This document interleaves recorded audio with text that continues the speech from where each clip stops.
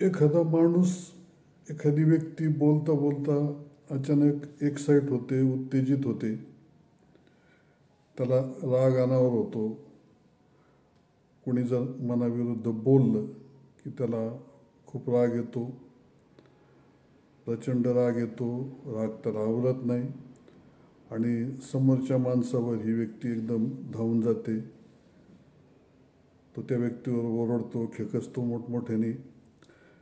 त्याचं स्वतःवरचं नियंत्रण सुटतं आणि मोठमोठ्या आवाजामध्ये आणि खूप वेगाने हा माणूस समोरच्या व्यक्तीला बोलत सुटतो. शिव्या देणे, हातवारे करणे, आदळआपट करणे, कधी कधी समोरच्याला मारहाण करणे किंवा हातातली वस्तू आपटणे, फोडणे, अशा क्रिया या लोकांच्या हातून घडतात. परिस्थिती हाताबाहेर जाते. या अशा लोकांना शांत व्हायला खूप वेळ जातो, पण तोपर्यंत बरंचसं नुकसान होऊन गेलेलं असतं. शब्द तोंडातून निघून गेलेले असतात, ते परत येत नाहीत. नंतर पश्चाताप होतो, पण पश्चाताप होऊनही काही उपयोग होत नाही. जे व्हायचं ते घडून गेलेलं असतं, जे व्हायचं ते नुकसान होऊन गेलेलं असतं.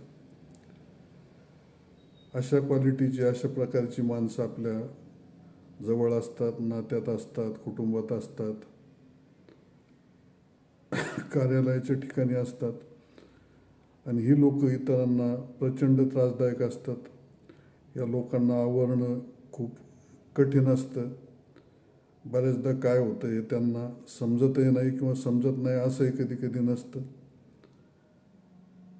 पण राग, भावना यांच्यावर नियंत्रण करणं या लोकांना जमत नाही.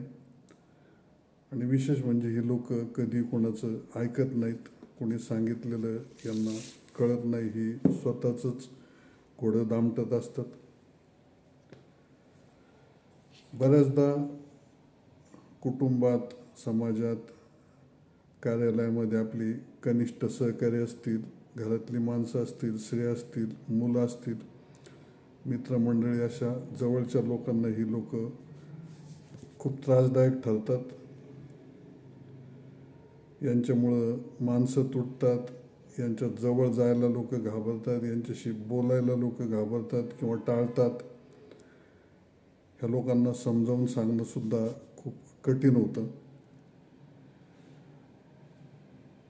कुठल्याही रागाचा शेवट हा शेवटी पश्चातापाने होत असतो, परंतु झालेलं नुकसान पश्चातापाने कधी भरून येत नाही.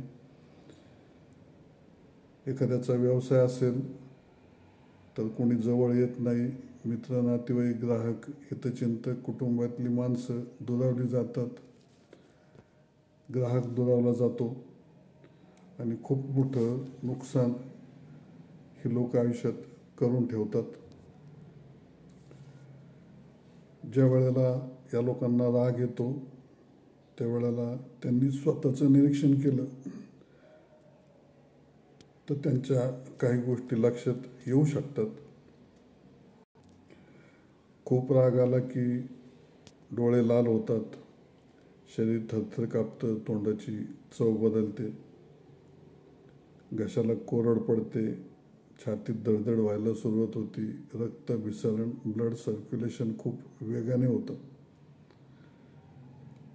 डोक्यामध्ये खूप राग येतो, थैतही लोक नाचत सुटतात. काय बोलतील हे सांगता येत नाही. आणि बऱ्याचदा बोलण्यावरचं नियंत्रण सुटलं की मागचं सुद्धा हे लोक अनेक नको त्या गोष्टी, नको त्या व्यक्तीजवळ, नको त्या प्रसंगी, बाकीच्या लोकांसमोर नको त्या गोष्टी हे बोलून जातात आणि हे खूप मोठं नुकसान त्यांचं स्वतःचं करतात, इतरांचं करतात.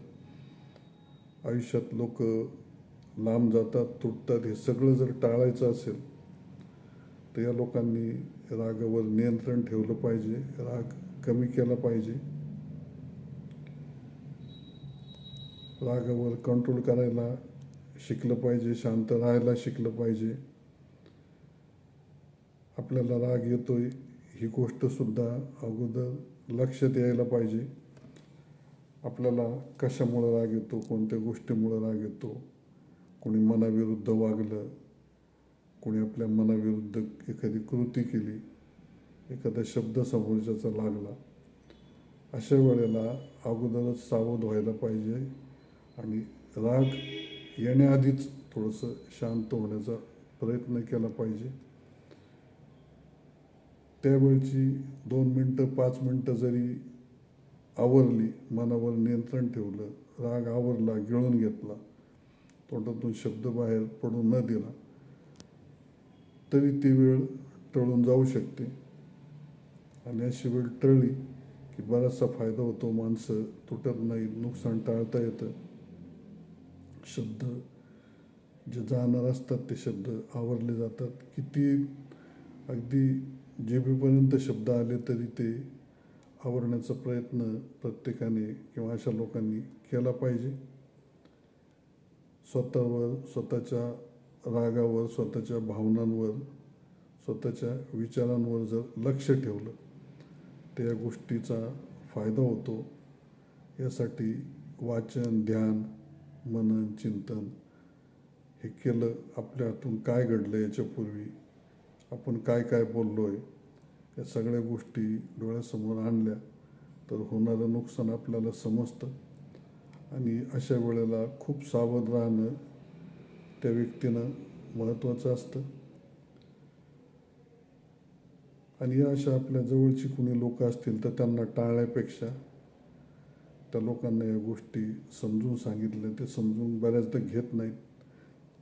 बरेचसे लोक स्वतःलाच हुशार समजतात, मला सगळं कळतं, इतरांना काही कळत नाहीत, अशा आविर्भावात वागत असतात.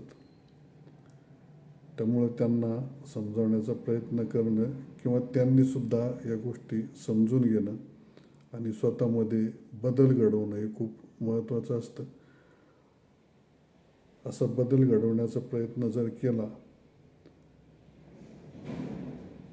तर हा जो अनावर होणारा राग असतो, अचानक येणारा राग असतो, याच्यावर नियंत्रण मिळवू शकतं. या रागावर नियंत्रण मिळवलं, भावनांवर नियंत्रण मिळवलं तर होणारं नुकसान टळू शकतं. त्यामुळं प्रत्येकाने आपल्या स्वतःवर जर नियंत्रण ठेवलं, स्वतःच्या रागावर नियंत्रण ठेवलं, ह्या गोष्टी समजून घेतल्या, राग कसा येतो, कधी येतो, कोणासमोर येतो, कोण काय बोललं तर येतो, आपली मनस्थिती कशामुळे बिघडते, काही काही व्यक्ती समोर दिसल्या तरी बऱ्याचशा लोकांना त्यांची मनस्थिती बिघडून जाते. अशा परिस्थितीत शांत राहायला शिकलं पाहिजे, अशा लोकांना टाळलं पाहिजे. आणि कधीही कितीही राग आला, कितीही भावना नवं झाल्या तरी शांत राहायला जर शिकलं तर त्याचा फायदा कुटुंबाला होतो, व्यवसायाला होतो, आपल्या जीवनामध्ये होतो. त्यामुळं अशा अनावर राग येणाऱ्या व्यक्तींनी या गोष्टी समजून जर घेतल्या आणि आपल्या रागावर नियंत्रण ठेवलं तर त्याचा आयुष्यामध्ये खूप फायदा होतो. मित्रांनो, आपण अजूनही चॅनल सबस्क्राईब केला नसेल तर चॅनल सबस्क्राईब करावं, बेल आयकॉन प्रेस करावं. व्हिडिओ आवडला तर कृपया कमेंटमध्ये तशा कमेंट कराव्यात. व्हिडिओ जर आपल्याला चांगला वाटला तर आपले मित्रमंडळी, नातेवाईक ज्यांना याची गरज आहे अशा लोकांना शेअर करावा. आणि आपल्याला जर अशाच प्रकारचे काही व्हिडिओ बनवावेत असं वाटत असेल तर कृपया तसं कळवावं. आपल्या सूचनांची अवश्य दखल घेतली जाईल. व्हिडिओ पाहिल्याबद्दल सर्वांना पुन्हा एकदा धन्यवाद. खाली डिस्क्रिप्शनमध्ये माझे नंबर्स दिलेले आहेत. त्या नंबर्सवर आपल्याला आवश्यकता वाटली तर अवश्य फोन करावा, कमेंट जरूर कराव्यात. आणि अशा प्रकारचे व्हिडिओ बनवण्यासाठी कृपया आपण संपर्क साधावा. आणि पुन्हा एकदा सर्वांना विनंती आहे की आपण जर चॅनल सबस्क्राईब केलेलं नसेल तर चॅनल सबस्क्राईब करावं. आणि आपल्या जवळच्या कोण्या लोकांना अशी गरज वाटत असेल तर त्यांच्यासाठी हा व्हिडिओ शेअर करावा. आणि व्हिडिओ आवडला असल्यास पुन्हा एकदा विनंती आहे की आपण कमेंट अवश्य कराव्यात, कमेंट जरूर कराव्यात. आवडला नाही तरी तशा कमेंट कराव्यात. आणि सर्वांना पुन्हा पुन्हा व्हिडिओ पाहिल्याबद्दल धन्यवाद.